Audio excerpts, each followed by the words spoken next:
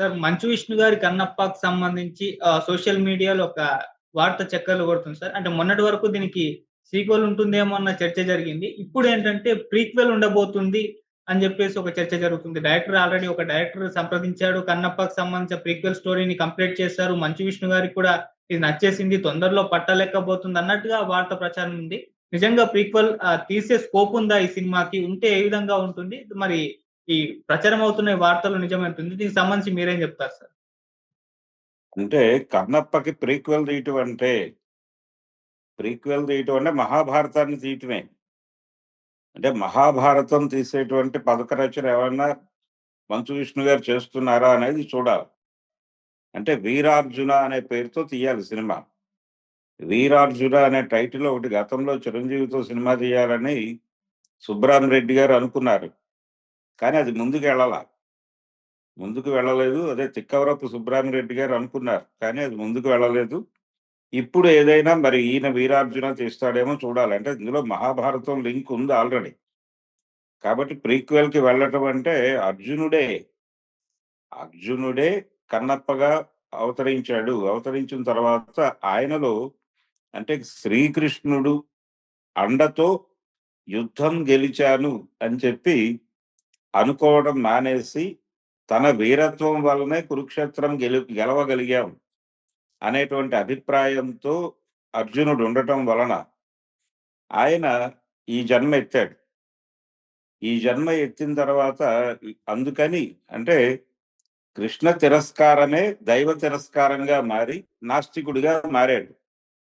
ఈ నాస్తికత్వంలో నుంచి ఆయన తిరిగి ఆస్తికత్వంలోకి రావటం అనేది మనం చూసాం దీనిలో. అంటే ఈ నాస్తికత్వం పోగుపట్టడానికి కారణం మహాభారతం నుంచి లీడ్ ఉంది అని చెప్పి అక్కడి నుంచి లీడ్ తీసుకుని మహాభారతము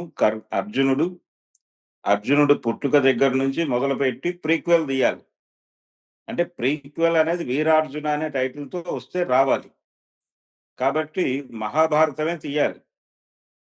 అర్జునుడి కథ అంటే మహాభారతమే. ఆయన కర్ణుడితో యుద్ధం చేయుట, ద్రోణాచార్యుడు, ఈ వ్యవహారాలన్నీ ఉంటాయి. అంటే చాలా పెద్ద స్కేల్ సినిమా అవుతుందది. నిజానికి ఇవన్నీ మాట్లాడుతున్నారు గానీ మోహన్ బాబు గారికి ఒక డ్రీమ్ ప్రాజెక్ట్ ఉంది. ఆ డ్రీమ్ ప్రాజెక్ట్ గురించి ఎందుకు మాట్లాడట్లేదు మంచు విష్ణు గారు అంటే ఈయన ప్రీక్వెల్‌కెళ్ళి మహాభారతం తీయటం అనే పని పెట్టుకుంటాడా? లేకపోతే మోహన్ బాబు గారికి ఒక డ్రీమ్ ప్రాజెక్ట్ ఏంటంటే ఆయనకి రావణ పాత్ర చేయాలి అనేటువంటి ఒక కోరిక ఉంది.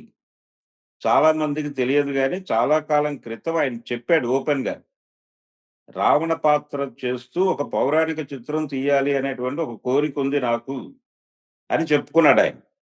దానికి కొంత వర్క్ జరుగుతోంది. ఏ క్షణమైనా సెట్స్ మీదకి వెళ్ళొచ్చు లాంటి ఒక అభిప్రాయం కలిగిస్తూ కొంతకాలం వార్తలు నడిపారు. ఆ తర్వాత అది పక్కకెళ్ళిపోయింది. మరి అదేమైంది అంటే ఈ మహాభారతం తీసిన తర్వాత రావణ అని చెప్పి రామాయణం మీదకి కూడా వెళ్తారా? అంటే కన్నప్ప ఒక మేరకు పర్వాలేదు అనేటువంటి ఒక టాక్ తెచ్చుకోగలిగింది. కష్టపడ్డారు. ఏదో ఒక మేరకు ఫలితం వచ్చేటువంటి అవకాశం కనిపిస్తోంది. సినిమా ఓకే అని ఒక 40 మార్కుల వరకు వేశారు జనాలు. దాంతో ఇప్పుడు పూర్తిగా పురాణాలన్నిటిని మేము సినిమాలు తీసేస్తాం అనేటువంటి ఒక ప్రోగ్రాంలోకి ఎంటర్ అవుతున్నట్టుగా కనిపిస్తోంది. ఆ ప్రయత్నంలో భాగంగా వచ్చిన ప్రకటనే ఇది. ఇందాక మీరు చెప్పినటువంటి ప్రీక్వెల్. ప్రీక్వెల్ అంటే నథింగ్ బట్ మహాభారతమే. అంతకుమించి ఏమీ కాదు. ఈ కన్నప్పకు ప్రీక్వెల్ పేరుతో ఆయన మహాభారతంలోకి ఎంటర్ అయిపోయి మహాభారతం చెప్పేసి ఆ తర్వాత మోహన్ బాబు గారి కోరిక తీర్చడం కోసం రావణ తీస్తే రావణ బ్రహ్మ అనేటువంటి టైటిల్‌తో ఏదో సినిమా చేస్తానని గతంలో అన్నాడాయన. మరి ఒకవేళ అది కూడా చేస్తే రామాయణం, మహాభారతం ఇవన్నీ కూడా మంచు విష్ణు గారి నాయకత్వంలో వస్తే మరి రాజమౌళి గారు మహాభారతం చేయాలనే కోరిక ఉంది ఆయనకి. మరి ఆయన ఏమైపోతాడు? ఒకవేళ ఆయనే ఈ సినిమాకి డైరెక్ట్ చేస్తాడా? ఇలాంటి 100 సందేహాలొస్తాయి. అందుకని రాజమౌళి గారు వీళ్ళందరినీ ఒకసారి మాట్లాడి ఆ తర్వాత ఈ ప్రీక్వెల్ మీద నిర్ణయం ప్రకటించాలంటే మహాభారతం ఇన్ టోటల్ మేము తీయట్లేదండి. కేవలం అర్జునుడి పాత్ర వరకు అర్జునుడు ఎందుకు నాస్తికత్వంలోకి వచ్చాడు అనేది ఎస్టాబ్లిష్ చేస్తూ అక్కడ కృష్ణ తిరస్కారం అంటే కృష్ణుడిదేమీ లేదు అంతా నా ప్రతిభే అనుకోవడం దాని తాలూకా కంటిన్యూషన్ ఈ నాస్తికత్వము ఇలా బోయేవారితో యుద్ధము ఇవన్నీ ఉంటాయి. మహాభారతం ఎండింగ్ అంటే అర్జునుడి చివరి వ్యవహారాలు. అవన్నీ నడిపి ఆ తర్వాత దీనిలోకొస్తారు ఈ కథలో. ఈ కథలో ఎలా ఆయనకి జ్ఞాన మార్గంలోకి వచ్చాడు అనేది కంక్లూడ్ చేసి, అందుకనే పాత భక్త కన్నప్పలో ఒక డైలాగ్ ఉంటుంది. శివుడు అంటే ఇందులో రుద్ర పాత్ర ద్వారా వచ్చి శివుడు మాట్లాడతాడు. అందులో బాలయ్య గారే స్ట్రెయిట్‌గా వచ్చి కృష్ణరాజుతో మాట్లాడతాడు. మాట్లాడేటప్పుడు చెప్తాడు. ప్రతి మనిషికి మూడో కన్నుంటుంది. మూడో కన్నంటే తన్ను తాను తెలుసుకోవటమే. లో వెలుగు. అది నీ కండ సిరి కంటే కూడా గొప్ప సిరి. అది కోల్పోయావు నువ్వు. నువ్వే సర్వం అనుకుంటున్నావు. నీ గొప్పని ఒప్పుకో. అలాగే ఎదుటివారి గొప్పని కూడా చులకన చేయకు. అవతల వాడి గొప్పతనాన్ని కూడా అంగీకరించు. అలా అంగీకరించగలగటమే మూడో కన్ను అని చెప్తాడు. అదే సిద్ధాంతం. ఆ సిద్ధాంతాన్ని ఎక్స్‌ప్లెయిన్ చేయటం కోసం ప్రీక్వెల్ తీయాలి.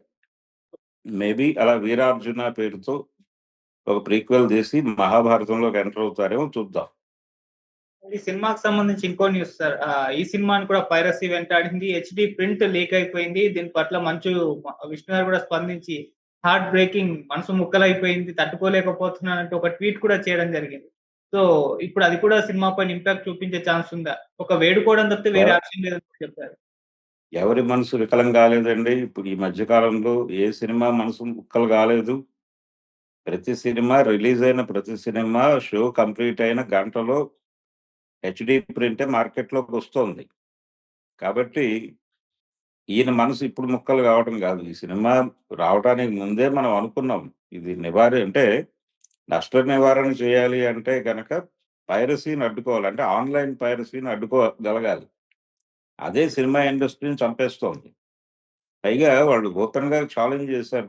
మీరేం చేయగలిగితే అది చేసుకోండి అని ఐబొమ్మ వాళ్ళు ఛాలెంజ్ చేశారు సినిమా ఇండస్ట్రీని. మరి ప్రభుత్వాలతో చర్చలు, టికెట్ల రేట్లు పెంపు ఈ గొడవ కాదు. ఇది కంట్రోల్ చేసుకోగలిగితే ఈ లీకేజీ అంటే ఈ పైరసీని కంట్రోల్ చేసుకోగలిగితే సినిమాలు ఉంటాయి. లేదంటే గనుక సినిమా ఇండస్ట్రీకి ఇది పెను ప్రమాదమే. ఇది ఈ రోజున కన్నప్పకి జరిగిన అన్యాయం కాదు. అనేక సినిమాలు ఇప్పుడు ఆ మధ్య 'గేమ్ చేంజర్' సినిమా బస్సుల్లో వేశారని చెప్పుకున్నాం గదా! అవి ఆయన చూసుంటాడు గదా! అలాగే ప్రతి సినిమా బాలకృష్ణ గారి సినిమా మన సంక్రాంతికొచ్చిన సినిమా గూడా బయటకొచ్చేసింది గదా! ఇలాంటిది రానిదేది. అంటే 'డాకు మహారాజ్' కూడా హెచ్‌డీ ప్రింట్ వచ్చేసింది. సంక్రాంతికి వస్తున్నాం అనే సినిమా కూడా హెచ్‌డీ ప్రింట్ బయటకొచ్చింది. రాకపోయి ఉంటే కలెక్షన్స్ ఇంకా బాగుండేవి. మాకు థియేటర్ దగ్గర పెర్ఫార్మన్స్ బాగుండేదని మాట్లాడారు వాళ్ళు కూడా. మనసు అందరిది ముక్కలవుతోంది. మరి ముక్కలు కాకుండా ఈయన మహా అసోసియేషన్ అధ్యక్షుడిగా ఉన్నాడు.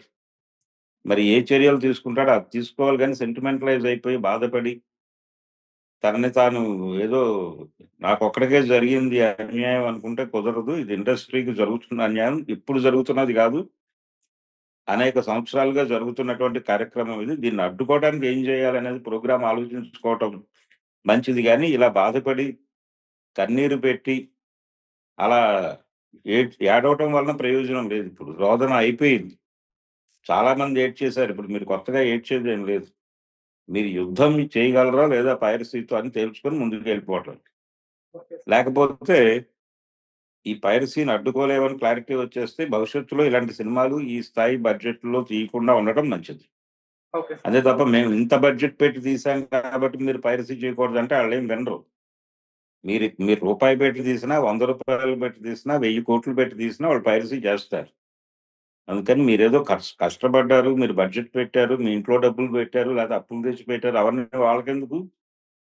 వాళ్ళకి కావాల్సింది కంటెంట్ మార్కెట్‌లోకొచ్చింది. దాన్ని పట్టుకొచ్చే మార్గాలు వాళ్ళకున్నాయి. తెచ్చి ఇక్కడ పెడతారు. అంతే. There ends the matter. అందుకని దాని మీద యుద్ధం చేయాలి తప్ప సెంటిమెంటల్‌గా మాట్లాడి, అయ్యో! నాకన్యాయం జరుగుతోంది అని ఇవన్నీ అరణ్య రోదనలే. ఈ అరణ్య రోదనలు ఆపేసి యుద్ధం చేయగలవా లేదా అని తేల్చుకొని ముందుకెళ్ళటమే చేయాల్సింది.